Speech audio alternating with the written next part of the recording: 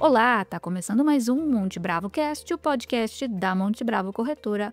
Eu sou Malena Oliveira, hoje é segunda-feira, dia 19 de maio de 2025 e esse é o nosso informe semanal, uma versão em áudio de um documento de mesmo nome produzido pelo nosso time de análise. Agora a gente traz os principais destaques em áudio para você. Começando a nossa conversa com o Alexandre Matias, o nosso estrategista-chefe, a gente fala agora de cenário global muito forte aí nos Estados Unidos, nos últimos acontecimentos aí tratando sobre a dívida pública do país. Bom, a semana está começando com a notícia da aprovação do orçamento na Câmara nos Estados Unidos. Foi uma aprovação pior do que o imaginado, né? Os republicanos fizeram um acordo no final que consegue uma aprovação para ampliar o déficit em 3 trilhões nos próximos 10 anos. Os Estados Unidos já tem uma rota fiscal na atual projeção orçamentária, né, com as coisas definidas como estão em termos de impostos e gastos, da dívida em relação ao PIB evoluir de alguma coisa em torno de 100% agora para 117% nos próximos 10 anos. Então já é uma trajetória complexa, inclusive a Moody's rebaixou o rating dos Estados Unidos por conta disso. Foi a terceira agência a rebaixar o rating, então não é uma notícia nova, na verdade, mas a imprensa tem destacado isso. A gente acha que a piora da curva americana ela é muito mais relacionada com a aprovação desse orçamento, que não é uma surpresa completa, mas é uma confirmação de que você tem aí mais um fronte de notícias negativos sobre o mercado na gestão do Trump, né? Os republicanos eles sempre fazem campanha em torno de equilíbrio orçamentário, mas na hora que chegou na hora H, você quer cortar imposto, não quer cortar despesa, a conta não fecha, e eles falam, não se preocupe que o crescimento vai compensar.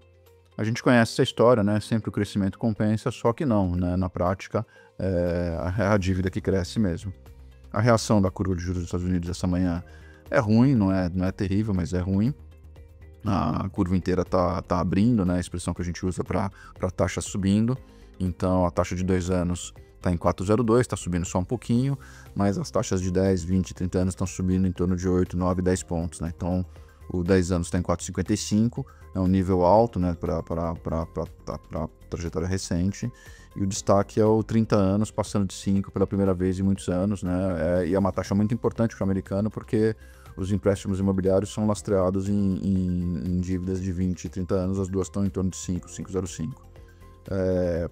O ano continua bom para os ativos brasileiros, né? A gente destaca aqui para um CDI acumulado no ano de 4,10, a gente tem o benchmark dos títulos de renda fixa, o IRFM, rendendo 8, o benchmark dos títulos indexados à inflação rendendo 7, o MB5+, que são os títulos indexados à inflação mais longos, né? com um prazo maior do que 5 anos, rendendo 8,2, o IFIX, recuperando grande parte do último trimestre do ano passado de perdas, está subindo 10,40 no ano, e o Bovespa, destaque, né, em território recorde, novos recordes dessa semana passada, subindo 15,70, né? Então, a gente acha que essa configuração do cenário global, ela é uma configuração que tende a favorecer realmente os ativos brasileiros. A gente tem, nos Estados Unidos, olhando para a economia americana, a gente tem 3 eixos para avaliar a economia americana.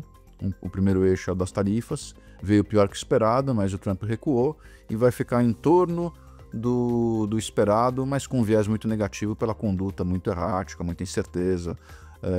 O segundo eixo da economia americana ainda não apareceu, que é o eixo da desregulamentação, esse deve ser positivo para os mercados. E o terceiro eixo é o fiscal, que a gente sabia que não ia ser muito positivo, mas está com uma cara marginalmente negativa, né? Perfeito, Matias. Agora, qual é o efeito disso na economia brasileira e nos investimentos no Brasil? Parece que esse efeito beneficia a nossa economia, certo?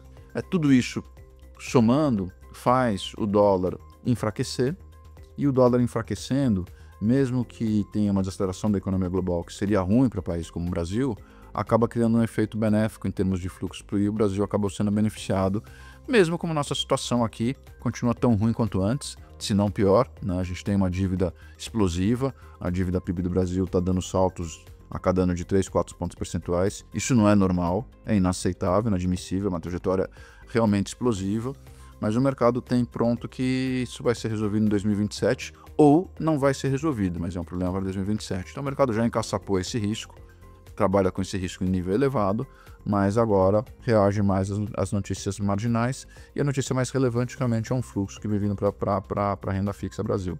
Então acho que esse é o quadro, né? O Copom, na semana passada, informou na ata uma postura cautelosa de olhar muitos riscos, né? A gente tem entendimento de que, embora a discussão esteja em aberto sobre uma parada ou um último aumento de 0,25 ou 0,50, a gente acha que o Copom enfatizou demais, né? Ele tem uma frase lá que diz o seguinte: o cenário prospectivo de inflação segue desafiador. Mas o documento fala muito em incerteza elevada, estágio avançado do ciclo de ajustes, impactos defasados da política monetária, e que tudo isso demanda cautela adicional na atuação da política monetária. E também fala de manter os juros elevados por um período suficientemente longo. A gente acha que isso é compatível com uma parada, especialmente num ambiente em que o mundo está desacelerando, quer dizer, tende a ser menos inflacionário, o preço de petróleo está caindo, né? O Brent está caindo nesse ano acumulado 13%, e o câmbio voltou um pouco, então a gasolina, que em algum momento foi uma preocupação de um reajuste para cima, agora eventualmente pode até ter um reajuste para baixo. Então, um quadro inflacionário um pouco mais comportado. Não é uma convergência exatamente, mas tem um detalhe que eu acho que é importante que todo mundo entenda, é que o regime de meta de inflação no Brasil agora tem um horizonte móvel, né? A gente está olhando para 2 anos, 30 meses à frente. E à medida que eu vou esticando, o tempo vai passando e eu vou esticando esse horizonte, com um juro real muito alto, a inflação vai encostando ali na meta. Então, a gente imagina que quando o Copom fizer a projeção olhando para meados de 2027, ele vai ver uma inflação de 3,10, 3,20, que é praticamente a meta. Então, a justificativa para parar é essa. Não está errado, né? O que está errado não é o Copom, é a política fiscal. Novamente, a gente tem uma política fiscal expansionista. O noticiário está trazendo que o governo vai ter uma série de iniciativas para recuperar a popularidade, fazendo populismo, achando novas formas de dar vale energia, dando desconto para 60 milhões de pessoas, vale gás, vale tudo para ganhar a eleição. Então essa dinâmica a gente já sabe, mas de novo, dá no preço e o fluxo está dominando no sentido positivo. A gente acha que essa é a tendência para os próximos meses. Perfeito, Matias. Agora, emendando a minha pergunta para o Bruno Benassi, o nosso analista de ativos, a gente fala sobre os destaques da temporada de resultados das empresas, né? Acabamos de encerrar aí mais uma rodada de resultados. Quais foram os destaques dessa temporada, Benassi? Acho que o destaque da semana é o Ibovespa tendo atingido a máxima histórica, né, no decorrer da semana. Apesar de a gente entender que existe um componente de ancoragem de preço por conta dessa máxima histórica, a gente ainda acredita que existe sim alguma possibilidade do Ibovespa ir buscar uma valorização maior, tá? Então, só em termos, pensando em múltiplos, né?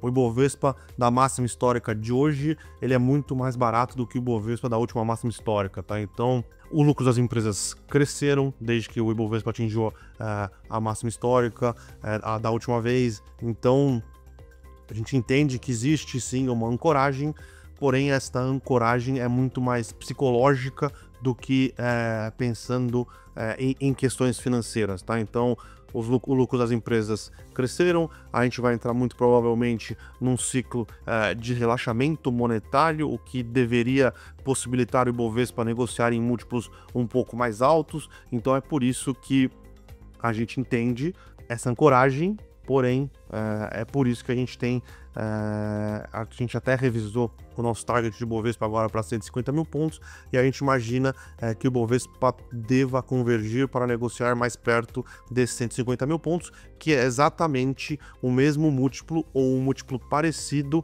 com o que a gente tinha de conta de múltiplo para quando o Ibovespa atingiu esse mesmo patamar da última vez, tá? Então, acho que a ideia é tentar não pensar muito no número em si, mas no múltiplo, no cenário macro, que é um cenário, como o Matias falou, complexo, mas talvez um pouco mais positivo para emergências, e as companhias brasileiras têm divulgado bons números, tá? Falando sobre números, semana passada a gente terminou a temporada de resultados do primeiro TRI de 2025, os resultados, no geral, foram bastante positivos, né?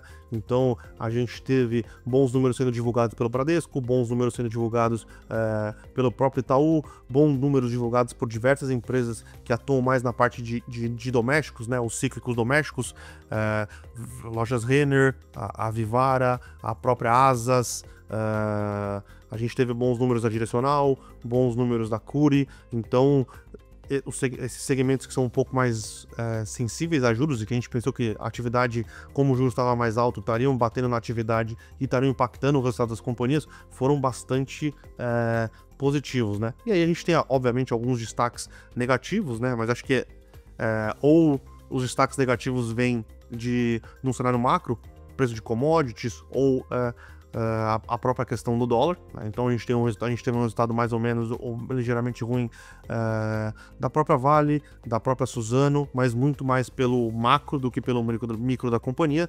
E a gente tem aí sim alguns micros bem ruins, o resultado de Banco do Brasil, o resultado de Raia Drogasil, mas acho que é mais da companhia do que da atividade econômica e derivados, tá? Então, a gente tem um cenário de empresas conseguindo apresentar bons resultados, um cenário que provavelmente a gente vai ter a normalização da política monetária no Brasil para depois a gente começar corte de juros. O Brasil tem ganhado muito destaque internacionalmente falando, né? Então, tem muito gestor estrangeiro perguntando sobre companhias do Brasil e mostrando interesse em investir no país. Do dia 17 de abril até dia 10 ou 13 de maio, que é quando a gente tem os dados, todos os dias a gente teve entrada de fluxo estrangeiro no Brasil. Nessa janela entraram ali mais ou menos 20 bilhões de reais, então tem aumentado sim, não é só que tem aumentado o interesse do investidor estrangeiro, né? Tem aumentado e ele tem aumentado o investimento no Brasil, o que é importante. Então, o cenário parece bem interessante para a Bolsa continuar tendo um desempenho positivo, apesar dos desafios macro, principalmente na gestão do fiscal, tá? Agora, é interessante você fazer esse comentário, Benassi. O que na prática isso muda na nossa estratégia em relação à Bolsa, né, no Brasil, e quais setores aí a gente está enxergando que devem se beneficiar dessa dinâmica que você comentou? A gente já vem comentando, seja nas cartas, seja nos informes semanais, seja na própria carteira, que a gente escreve uma carta, que a gente vem aumentando o risco de maneira gradual na nossa carteira, tá? A gente tem diminuído exposição em exportadoras, a gente tem aumentado exposições em ativos domésticos mais sensíveis a juros. A gente ainda não gosta muito desse cíclico doméstico que depende muito da atividade, tá? Mas a gente tem começado a aumentar a participação na parte de elétricas, na parte de saneamento. A gente mantém uma exposição relevante a bancos e a gente está vendo qual é o momento ou quais são as empresas que a gente quer adicionar para aumentar um pouco mais esse percentual de risco em empresas um pouco mais domésticas, tá? A gente aumentou shoppings, a gente continua gostando muito de shoppings, mas a gente já começa a ver talvez empresas que têm um balanço um pouco mais sensível à queda de juros, né? Tem muita dívida CDI e que obviamente acaba sofrendo quando o CDI eleva, que agora vão ter nos próximos 24 a 36 meses, devem ter um aumento de receita e uma descompressão de despesas financeiras, tá? Então a gente ainda não tá, apesar de a gente achar que o Ibovespa vai ter uma performance positiva, a gente ainda não está comprando muitos ativos sensíveis ao ciclo doméstico e sensíveis a juros, principalmente na despesa financeira. Muito obrigada, Benassi e Matias. A gente vai ficando por aqui com mais um episódio do nosso Informe Semanal. E você pode conferir o documento completo na íntegra com todas as análises do nosso time em montebravo.com.br na aba de conteúdo. Se você já for nosso cliente, vale a pena conversar com seu assessor de investimentos e pedir mais insights práticos sobre como o nosso time de análise está enxergando e colocando em prática esses insights que eles acabaram de comentar aqui, como isso se traduz em investimentos para a sua carteira. Se você ainda não for nosso cliente, fica aqui o meu convite, abra sua conta e conheça a nossa estrutura completa de soluções para você, sua família e seus negócios. Uma boa semana e bons investimentos!